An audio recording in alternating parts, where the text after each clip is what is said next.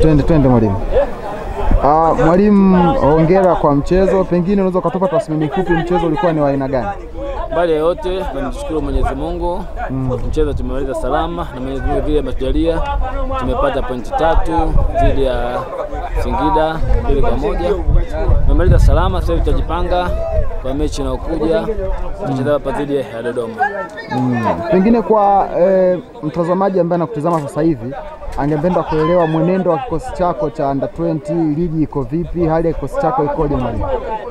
Mpaka sasa hivi nafasi ipo, nafasi hamna, lakini kitu kikubwa tunasema hatuwezi kukata tamaa mpaka mechi ya mwisho, kwa sababu lolote linaweza kutokea, kwa sababu ya mbeleni anajua Mwenyezi Mungu, sio mwanadamu. Kwa hiyo siwezi kuongea kitu cha mbele Mwenyezi Mungu. Sasa hivi tunajiandaa kwa ligi na tunaandaa kwa mchezo unaokuja. Mechi hapa tuliocheza leo kuna baadhi ya mistakes zimetokea, tutafanyia marekebisho. Yale mazuri tuliyofanya tunabidi tuendeleze katika mchezo unaokuja.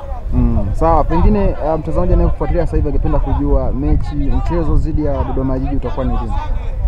Mechi dhidi ya Dodoma Jiji itakuwa tarehe 26 ya mwezi huu hapa. Mwezi huu hapa wa 3. Sawa, kila la heri mwalimu. Asante, nashukuru.